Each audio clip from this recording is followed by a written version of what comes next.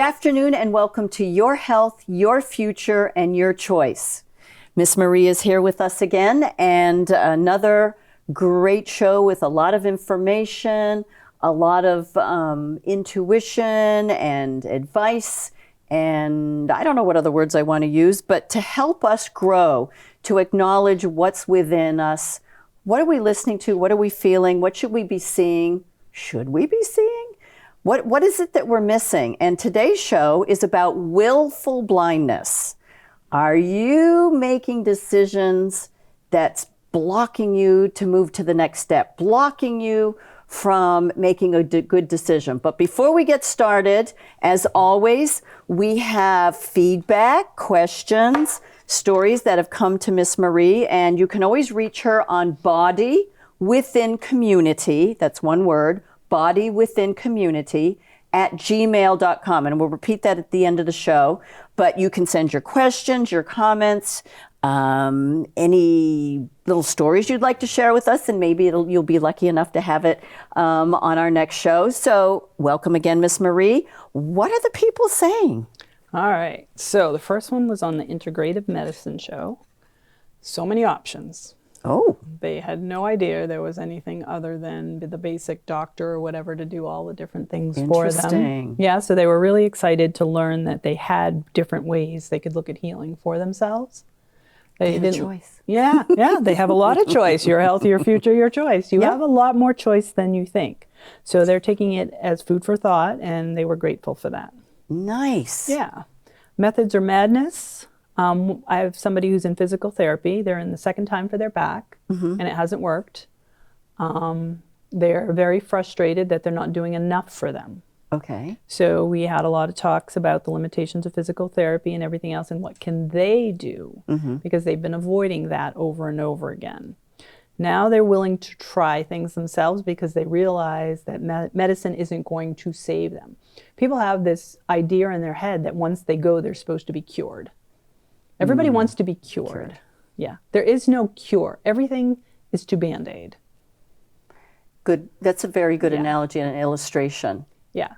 So if you want to be cured, you have to really dig into yourself on, can it be, for starters? What's causing it? Are there weaknesses that you have to correct alongside with what other information you're getting? So yeah, but they're starting to break down the reality that it's not just you go to the doctor, you go for physical therapy and everything's all better. There is, apart from you showing up and doing whatever the physical therapist, the participation is actually much bigger than that. It's much broader, and I think that's a really good observation, that we go there and I did this, I should be better. Right. And there really is a lot more to that. And you and I both know that with the long journey coming back from thoracic injuries, it's not as cut and dried and do 1, do 2, do 3, and you're all better, see ya. Right. Yeah. Right. Reading between the lines, that show, they said they're catching themselves just reading the headlines. And then this person said they watched themselves share the information right after they read the headline. Oh. And then they saw me in their head saying, is that what the article really said? Ooh, you're in somebody's head? I thought that was pretty funny.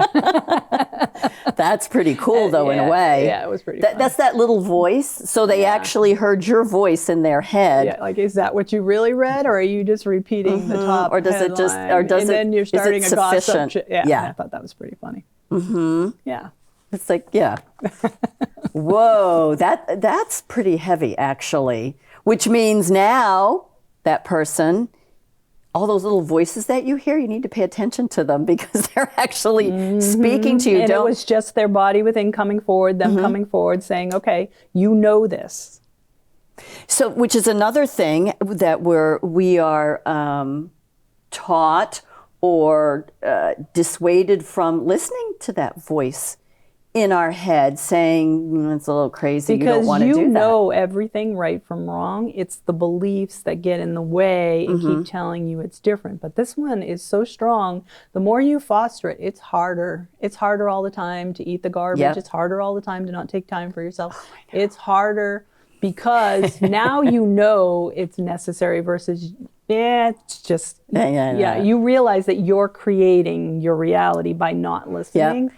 So it gets louder and louder. It is. And guess what? La, la, la, la, la, la, la stops working. It does. Because I can't la, la, la loud enough anymore. All right, willful blindness. Yes, let's talk about that. My favorite story, I think we all heard the joke 50 years ago, 40 years ago, about the person in the flood on the roof of the house, and then they send him 2 boats. And then finally, when he's ready to drown, he's like, God, why didn't you save me? I sent you 2 boats. 2 boats? Yeah. Yeah. That's willful blindness in a nutshell. How many times have we just said, making a conscious decision, I'm not going to do that because either this feels better or so-and-so said that, and we've actually shot ourselves in the foot. Right. Made it harder instead of at that time considering it as an option. Right. Considering it as a choice. Right. Which again, what does that affect? It affects your future. It affects your body. It affects relationships. Right. Why don't we acknowledge it? Because it's too much work. And I have a case study for that. And it was somebody who was very close to me. Their body was in a little bit rough shape. They were very weak physically, and they had a physical job. And they were on their 3rd hernia repair in 18 months. Oh. And this person was very personal to me. And I said to them, I have a really bad feeling you cannot just go get another surgery. You need to take the time out. You need to start doing some core. You need to get somebody to work with you, physical therapy. But the problem with medicine is abdominal surgeries don't get physical therapy. For whatever reason, the muscles in the belly aren't as good as the muscle in your leg. So you have to request it, and you have to really push for it, because anything to do with the belly, they don't give you the rehab that That's you need. insane. That's your core. That is life. Same with women with C-sections. They cut your transverse abs, which is the support to your entire hip, pelvis, pelvic girdle, and you do not get physical therapy. And usually most women by 5 years, they have low back issues and all kinds of things. So anyway, I convinced this person by forcing them pretty much to go to the doctor. I went with them to every appointment. We talked to the doctor. They agreed it was a little extreme, 3 surgeries in 18 months. And my gut was on fire. So when my gut's on fire, I know somewhere down the road, if this doesn't correct, something bad's going to happen. I never thought about how bad it could be. So this is total willful blindness, because I'm explaining it to this person, and this person doesn't want to do the physical therapy. They just want to get back on with their life. So we get it all set up. They've agreed to take their 6 months off from work that they need to without lifting. They've agreed to do the PT. The family members are on board to support it. The doctor's on board to support it, and everything else. The only one appointment I couldn't go to was the post-op appointment at 4 weeks. They went against it all, signed the release, and went back to work. At that point, the next hernia was so bad, the bowel comes through, it's like an alien coming out. That one, the repair got infected. Once it got infected, the whole abdominal cavity, there was no more abs left. They got totally eaten by the infection. So there was no stability left in the core. And for me, that's a dramatic example of what happens when we keep pushing the envelope because we don't like the reality, and we willfully create a blindness to it all because we don't want it. But there's a reason why. Yeah, we need to take a step back going, okay, someone is telling me something's wrong. We do it with diabetes. We do it with heart disease. We do it with our exercise. You know, I read a new study coming out of the journal, I don't know if it was PubMed or which one I was reading. Now, extreme exercise is not good for you. Did you know that? These are common sense things. Well, yeah. I mean, if you do it all the time and you're abusing your body and you're getting injured. But we need to do a study to prove it. That's the problem with willful blindness. Because you should know already that it's not good for you. Why do you need someone else to tell you? Why do you need a study to tell you? Right. So it's very dangerous. You know, we had some friends over and the gentleman's on 5 different meds. And he said something about taking his meds. I go, wow, that's a lot of meds. He goes, yeah, I need them. I go, oh yeah, what's going on? So then he tells me, and they're all preventable.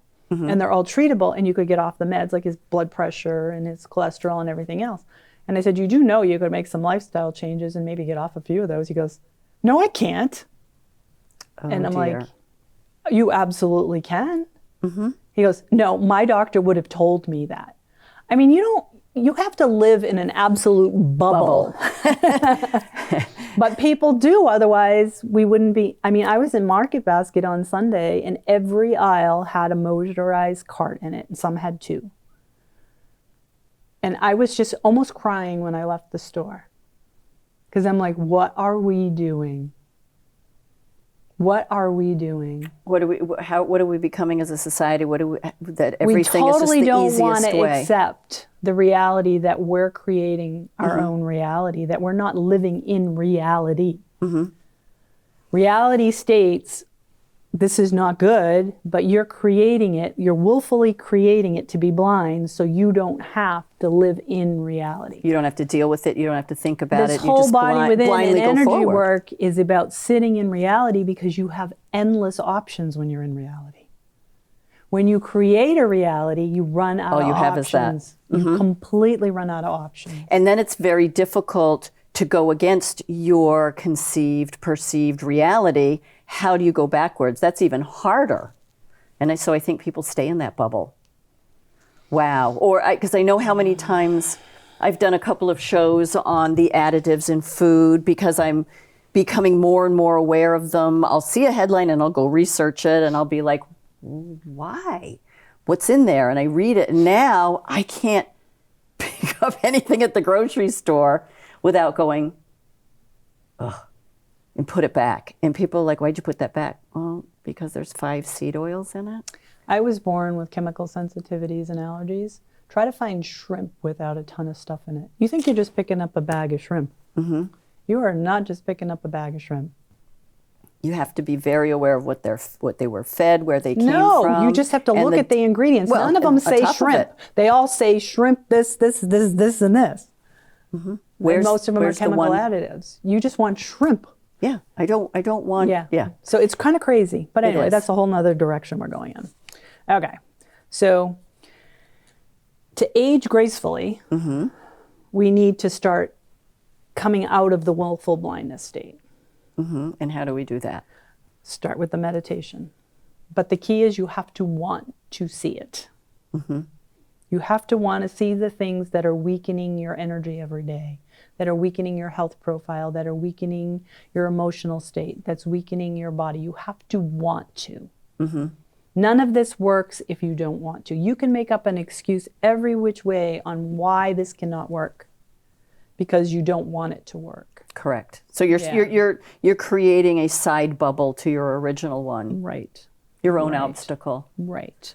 So wanting to talk just a tiny bit about how do you get from that bubble where you're considering it? How do you take what would be a first baby step to seeing, well, that I'm wanting to get better and it's not as bad as I think? Say that again. I'm confused. Yes. So I probably didn't say that very well, but so you're in this bubble and you're just, no, the doctor's right, or I know what's best, or that's too much work for me. What would be a baby step if it popped into your head? What would be a baby step to try to meditate? What would be a first Okay, someone little said step? to me the other day that their back was stiff. And I said, are you stretching? Yes. And I go, what are you doing? So she tells me the stretches. I go, have you ever tried, and I've said this a million times, but she was just in a different place where she was willing to listen this time. Have you ever tried to lay there and just wiggle around and move one leg across your body and one leg across your body the other way and see what it feels like? And then just start moving to see what releases your back? And she just got really quiet. I can't do that. I need to know what stretches to do. And I said, but if you take the traditional method of stretching that we've evolved to with the physical therapy and the exercise is very linear. If you take yoga, it goes from every angle and twists your body all over. Why don't you do your own in the middle? By just laying there and letting your body guide you. Okay. And the next thing you know, you start getting into that wave of energy, and then all of a sudden you're stretching your shoulder too because you realize your shoulder's attached to your hip and that's opening your back. And then you realize you want to bend over and lean on, do like a child's pose. Your body's going to take you to that next level. But people and she just kept saying, I don't know that I can do that. I go, you're choosing to not try because anybody can lay on the floor, take a couple deep breaths. I said, pretend you're drunk. When you're drunk, you can go that extra mile, right? You can just go these places that you could never go before. Energy is the same way. Once you get caught in the flow of it, your body's doing all these crazy things you didn't know it could do to release itself. Interesting. It's really cool. Well, actually, that makes sense. And the reason I asked you is because some people just don't have that first step. And I think that's an absolutely just fabulous illustration. And I'll take that just one step more. So with my low back, you know, they say, oh, you know, put your two knees over this side, lay on the floor, put your two knees over that side. But that might hurt somebody. Exactly. And I found, wow, that really pulls on one side more than the other. So what I did was, what you had said, and I know better, but sometimes you have to relearn. Sometimes you have to adjust your little self, you know, and a ballet dancer my whole life. So it's like, okay, I can only do, no, just lay there. And so I put the two knees over and I'm like, oh, I really hate it on this side. So I just happened to stretch the top leg out a bit and I went, oh, that feels kind of cool. So I brought it back in. I went to the other side and I went, oh, I don't like it on. So I do one way on one side, one way on the other. And I'm like, okay, eventually it might change. But I opened myself to, I don't like it on that side. But in my head, from my training all those years, I was saying, nope, you got to do 5 to this side and 5 to that side. And I undid it just out of happen chance that on this side, I like it with the leg out. Right. So it's that simple, people. It really is. And it's going to the next level inside yourself and just listening to see what your body has to say. And you can still use the foundation of your other stuff. Right. And build on it. Tweak it. Build on it. But my posture for life brings you to start assessing. Does one go higher than the other? Can you feel that movement? What are you going to do? Do you need to do some tissue work to open that hip versus the other? That you have to get to know your body because, you know, I had somebody in the other day and the shoulder was coming from, the hips were out, but it was coming from the mid-back, the thoracics. And he had been jamming on the hips and jamming on the hips, and the physical therapist was jamming on the hips, and all along it was his mid-back. But he wasn't symptomatic in the mid-back. But if he had done a full body assessment, he would have realized that his mid-back wasn't mobile, and he would have done some stretches, and it would have freed up his hips. Interesting. Because we're so interconnected because we stand upright. So everything has to balance on itself. Otherwise, we'd fall over. So they all have these nerve patterns, these neuromuscular patterns that one offsets the other all the time. So if one's out, another one has to be out. Even though they tell you they're not all connected. They are all connected. They have to be or we would fall over. Correct. Any physics person would tell you that. We would fall over. But yet it doesn't translate over to the body and the... But medicine has segregated the body so much we've lost sight of that. Okay. And the alternative world doesn't do the physical piece. They do more. So that's almost a void there. It's a huge void, but that's where all of our discomfort comes from. If your hips aren't moving right and your torso's not doing this, when you walk and you're not squishing your organs, you're not digesting right. So you can fix your digestion all you want. It's not going to work if you're not in there churning those organs. Gotcha.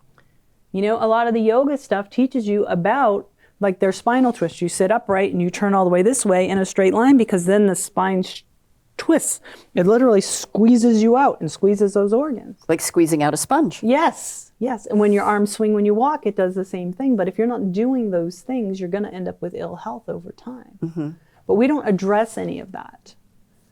And that's only a small piece. I'm not saying that is the answer because that's what you got to be careful of. We're so, once one thing comes forward, everything's got to be this. Everything's got, it's not. That's why we have to learn to listen.